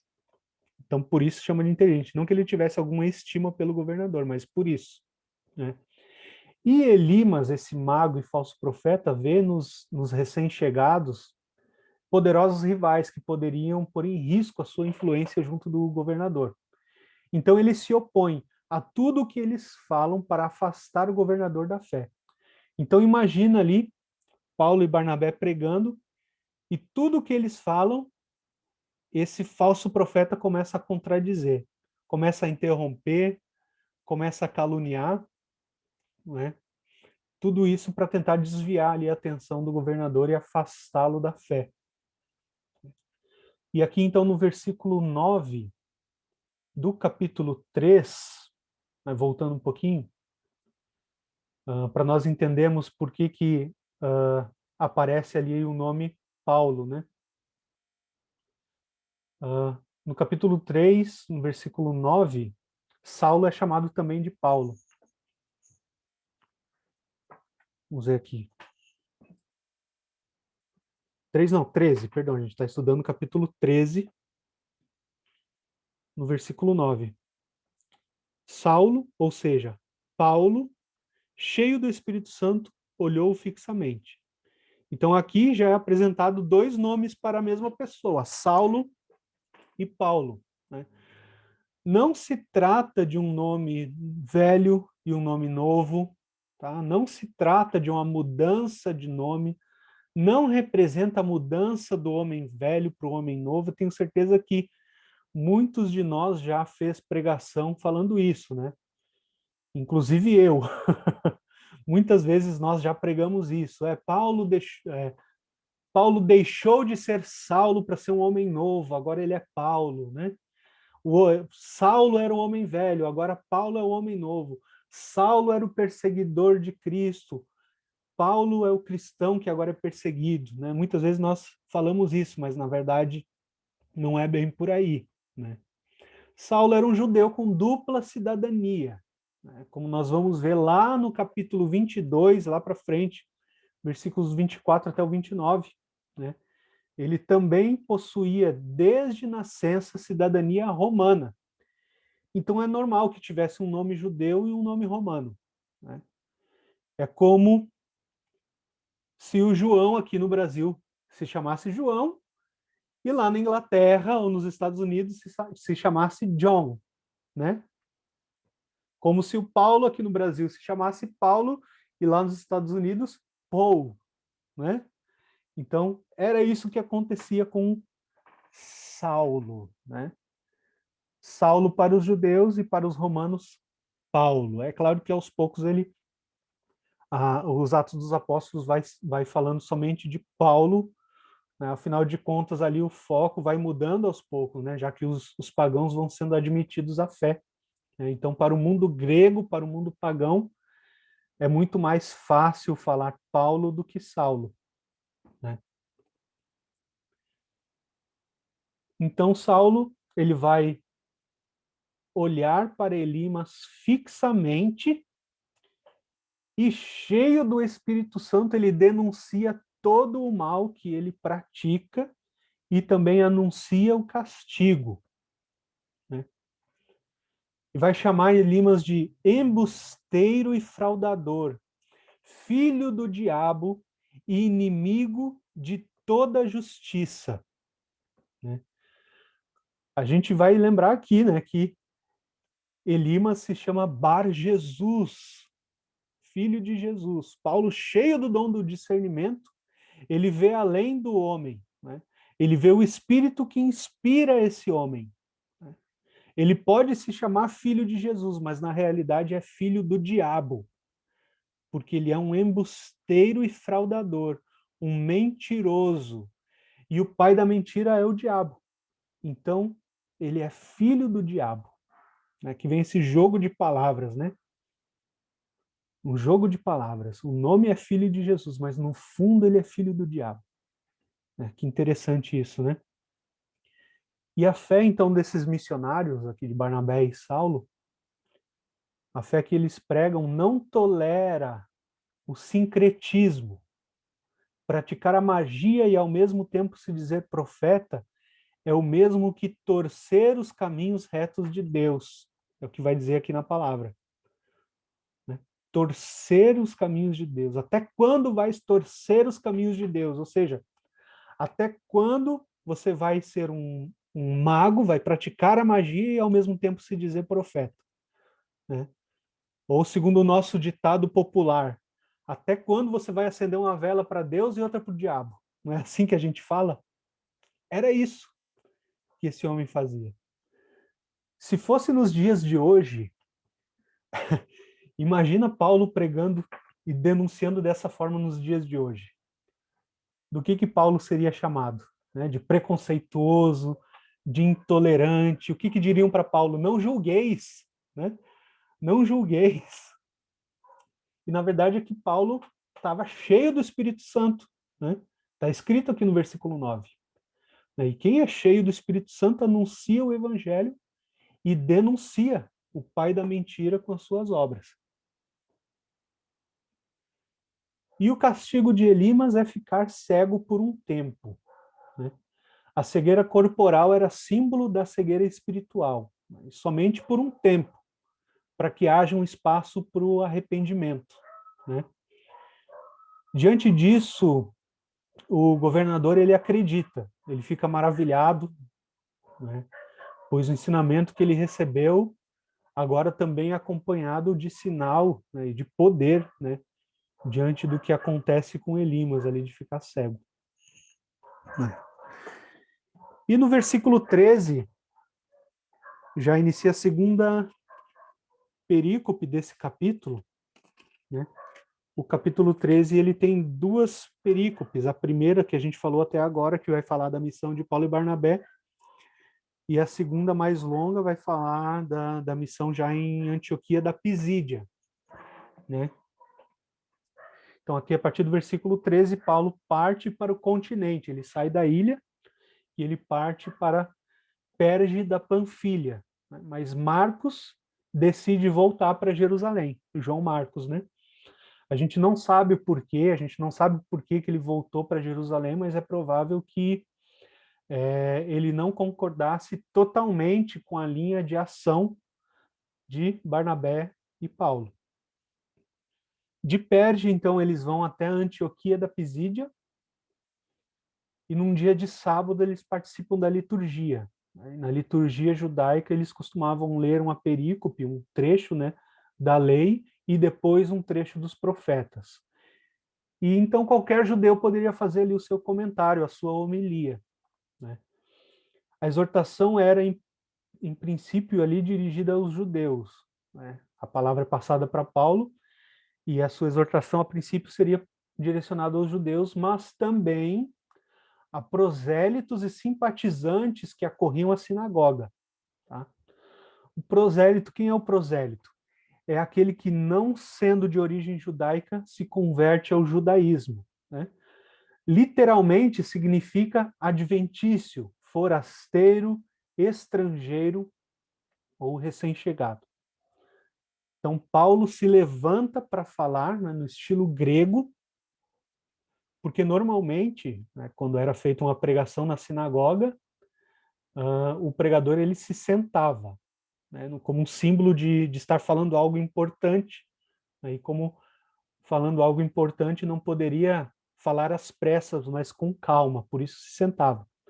Né. Esse seria o estilo judaico. Mas aqui Paulo fala já num estilo grego, ele se levanta para falar e se dirige aos israelitas. Israelita é um nome mais amplo, né, e mais tradicional. Né? Mas também ele fala aos simpatizantes com um título que é frequente já nos Salmos, adoradores ou veneradores de Deus. E aonde que a gente acabou de ver esse nome? Lá no capítulo 10, falando do centurião Cornélio. Né? Diz que ele era pagão, mas que ele era venerador de Deus. Né?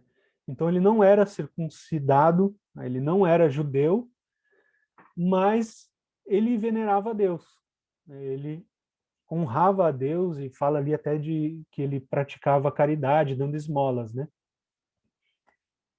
Certo. Aí dos versículos 16 até o 41, Paulo vai fazer um discurso parecido com o de Pedro, ou com os discursos de Pedro, no capítulo 2, do 22 ao 36, e no capítulo 3, do 12 ao 26. Né? E a razão óbvia é que se dirigia a judeus. Né? Contudo, a nova linha de Paulo, ou a presença de não-judeus ali na sala, induz algumas mudanças na sua colocação. No início do discurso, Paulo diz que o Deus deste povo Israel escolheu nossos pais. Então, para indicar a iniciativa de Deus na escolha soberana. Os judeus presentes na sinagoga são a continuação dessa escolha. Então, Paulo vai citando ali alguns episódios do Antigo Testamento, né? E ele vai pulando alguns, né? Como, por exemplo, José do Egito, as pragas, a passagem do Mar Vermelho, sendo aqui as pragas e a passagem do Mar Vermelho sintetizados como braço erguido, né? Que ele vai dizer aqui no texto. Não menciona Arão, o culto. No deserto, ele não cita a aliança nem a lei. Só mais tarde ele vai citar a lei por ser impotente, né? A lei e a aliança. O tempo do Egito ali para Paulo não é humilhação, mas é exaltação. Os 40 anos aludem à rebeldia do povo, e os 7 povos que foram conquistados ali, né, no Antigo Testamento formam um número clássico completo, né, o número 7, o número de plenitude. Os 450 anos aqui do versículo 20 correspondem a 400 anos de escravidão no Egito, 40 anos de travessia no deserto e 10 anos da conquista e ocupação da terra. Os juízes formam um bloco de transição até o profeta Samuel. Depois ele vai citar Saul, que serve para marcar o início do período monárquico, né? E como um fundo para a escolha de Davi, que prefigura o Messias e de quem o Messias descende segundo a carne. De Davi, Paulo vai saltar para Jesus, fazendo jus ao seu nome, Yeshua, né? Deus salva. Então ele é o Salvador de Israel. E mais uma vez aqui, Israel, né? O povo escolhido, no seu significado mais amplo. Certa importância é dada a João Batista quanto à sua atividade e testamento, né? Enviado a todo Israel como precursor e arauto de um batismo de arrependimento. Cita o que está presente nos 4 evangelhos, quando João afirma não ser aquele que pensavam, mas que depois viria alguém maior, de quem não era digno nem de desatar, né, de tirar as sandálias. No versículo 26, ele vai dizer descendentes de Abraão, que distingue do resto do povo, mas também inclui todos os que adoram a Deus. Agora a mensagem da salvação, então, é dirigida a todos. E sem insistir na culpa, mas também sem ocultá-la, ele denuncia que os habitantes de Jerusalém e seus líderes não acolheram Jesus como Messias e não acolheram as profecias lidas aos sábados na sinagoga. Paulo aqui vai ignorar a lei que também era lida, né?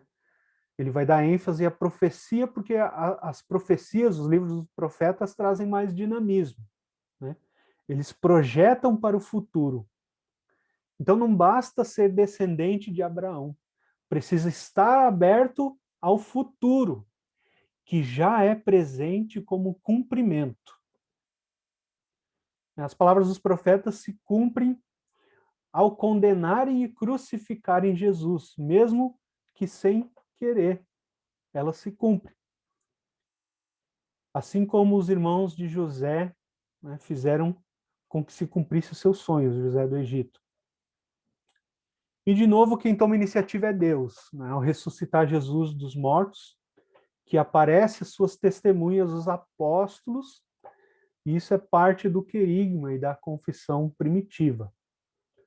Barnabé e Paulo não entram aqui nesse grupo das testemunhas, né, mas eles são os evangelizadores que anunciam o cumprimento de todas as promessas, e para eles o cumprimento de todas as promessas, né, feitas aos profetas é a ressurreição de Jesus, né? Na ressurreição de Jesus se cumprem todas as promessas.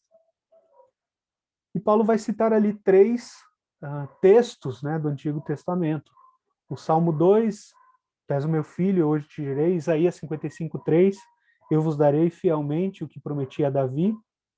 E o Salmo 16:10, não permitirás que o teu servo conheça a corrupção. Então, nesses 3 textos citados por Paulo, Jesus é o descendente de Davi, Jesus é o herdeiro de Davi, e nele se cumpre a promessa feita a Davi de não conhecer a corrupção.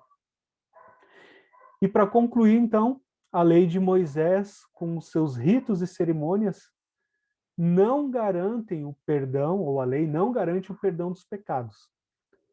Esse é oferecido ao mundo inteiro por meio de Jesus, somente sob uma condição: crer nele. E aqui vai ressoar o puro pensamento de Paulo, né? De que não é a lei que perdoa os nossos pecados, pelo contrário, né? Ela é inoperante e não tem eficácia para perdoar pecados.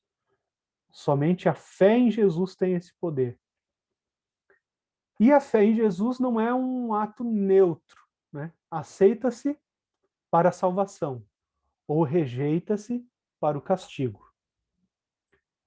E apesar de falar sobre a lei de Moisés, os ouvintes são favoráveis, né?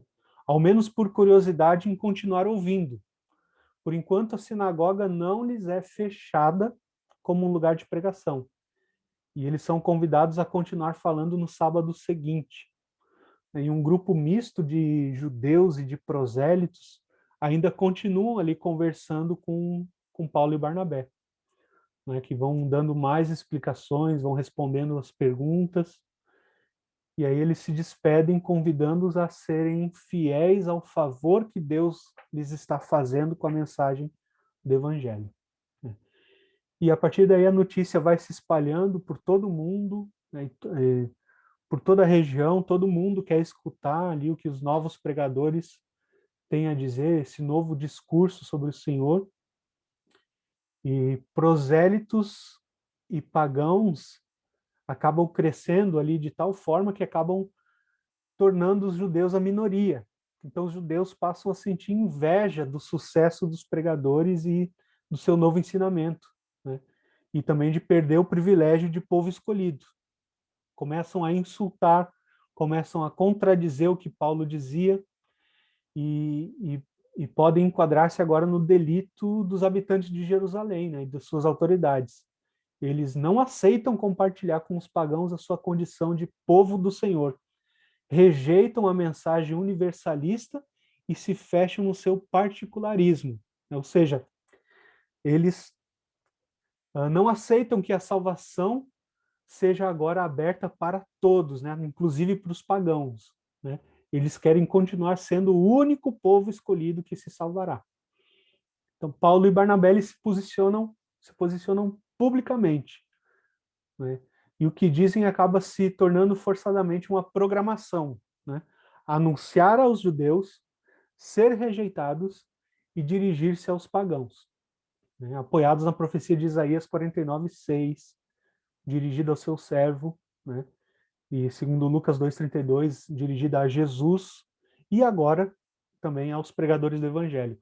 Eu faço de ti luz para as nações, para que minha salvação chegue aos confins da terra. Né?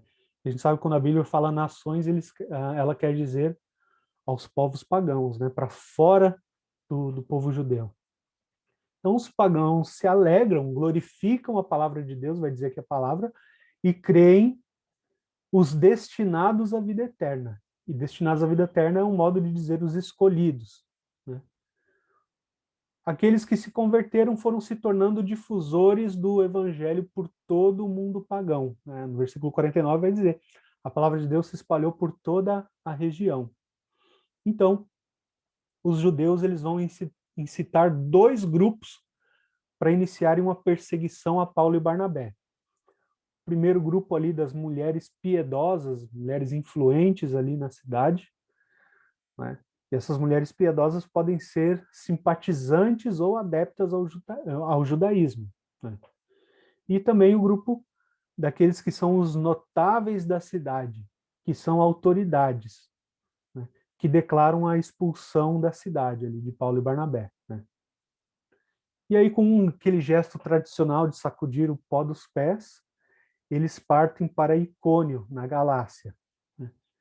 Mas na cidade permanecem ali muitos discípulos, cheios, como diz aqui a palavra, cheios de alegria e do Espírito Santo. Ou seja, cheios de uma presença ativa do Espírito Santo na vida deles. Né? E assim encerra o capítulo 13 de Atos. Tá bom, irmãos? Passamos aqui uns minutinhos, né? Eu vou dar aqui uma